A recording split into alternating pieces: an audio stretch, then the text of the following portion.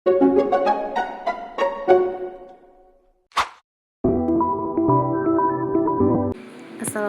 warahmatullahi wabarakatuh.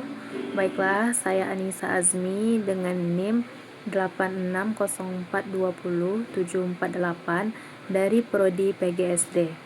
Nah, di sini saya akan melakukan praktikum IPA, yaitu tentang pertumbuhan dan perkembangan pada tumbuhan kacang hijau dan pertumbuhan dan perkembangan pada lalat buah.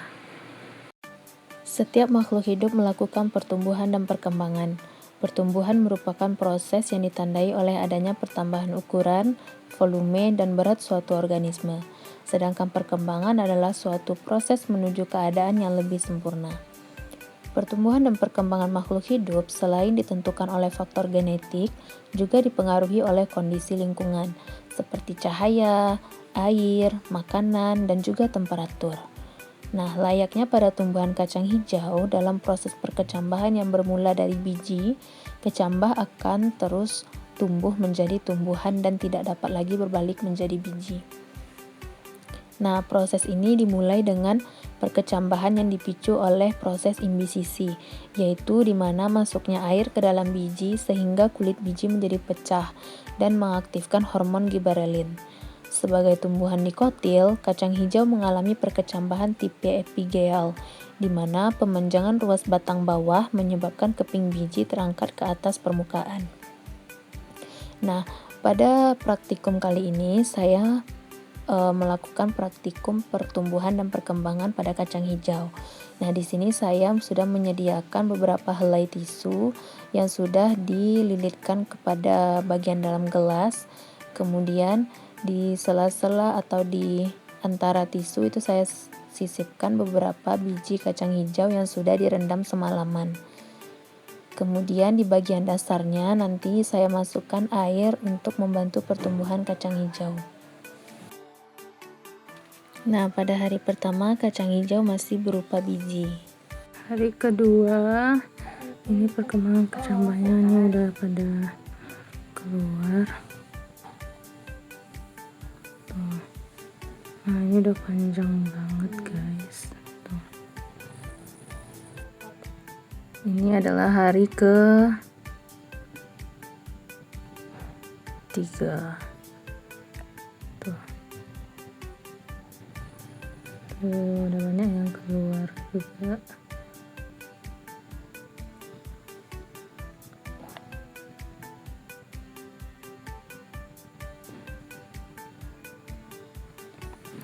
Ini adalah hari keempat dan kelima di mana batang bawah tumbuh memanjang dan melengkung untuk menembus kapas atau tisu. Nah, setelah batang berhasil naik ke permukaan, batang akan tegak dan mengangkat keping biji seperti yang tampak pada video. Nah, pada video ini kulit biji terlepas sepenuhnya dan mulai muncul daun yang masih kuncup.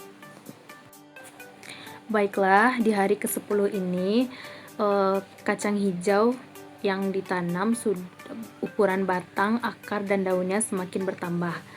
Di sini bisa terlihat daunnya semakin lebar dan bertambah panjang. Begitupun dengan akarnya maupun batangnya.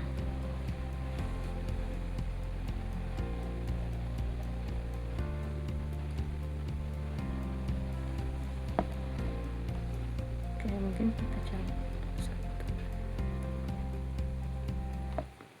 Nah, ini adalah salah satu contoh tanaman kacang hijau yang akarnya itu dengan ukuran 85 mm dan batangnya itu tingginya 142 mm.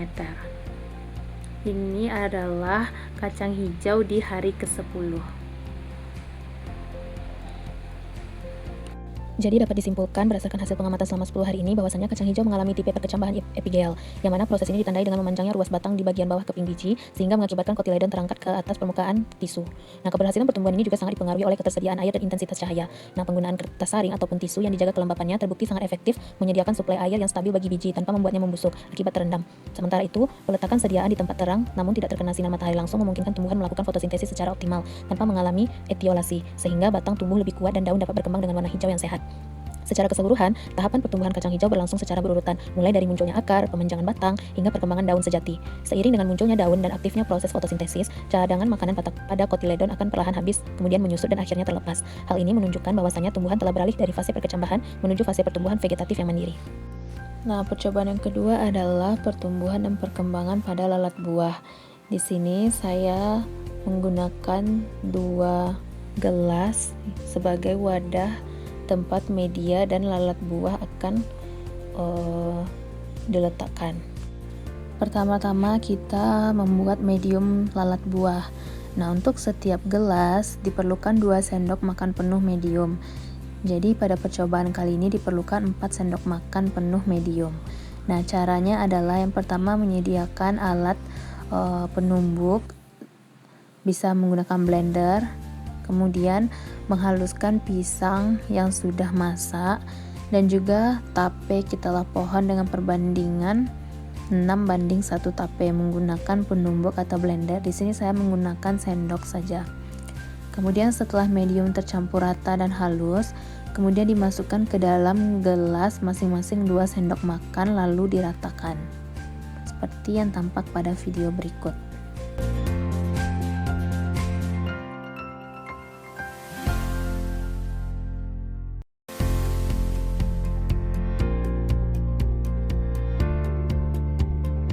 Setelah medium tercampur rata dan halus, lalu dimasukkan ke dalam botol selai yang masing-masing 2 sendok makan lalu diratakan. Kemudian masukkan tisu yang sudah dilipat ke dalam gelas tadi.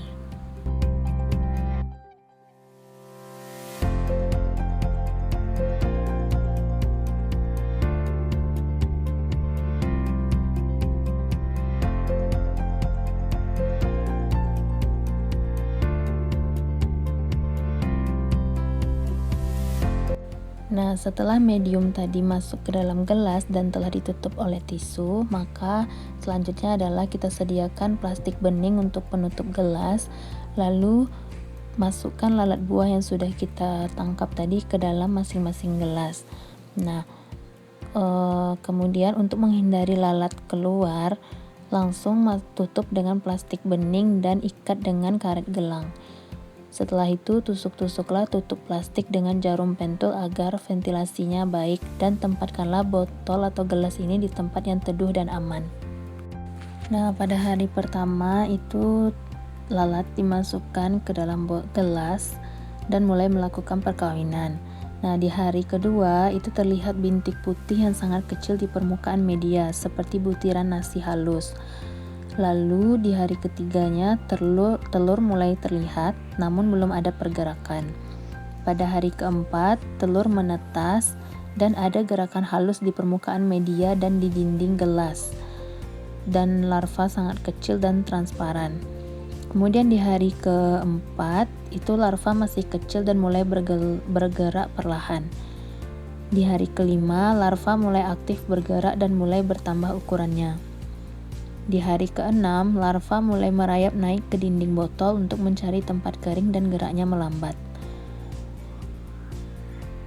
Kemudian di hari ke-7, larva menetap dan tubuhnya mengeras. Kulit berubah berwarna krem dan ada juga yang putih. Lalu warna pupa berubah menjadi coklat tua dan struktur tubuh lalat samar-samar mulai terlihat dari luar.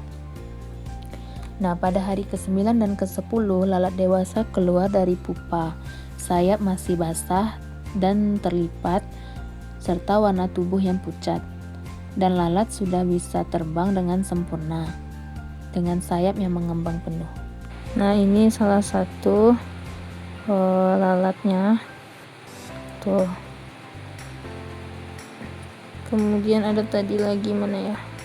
Tuh satu lagi. Tuh, dia sudah bergerak dan organnya sudah terbentuk sempurna.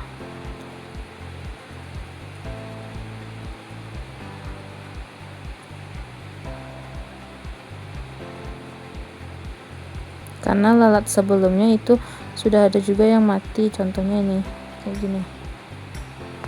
Di sini nih.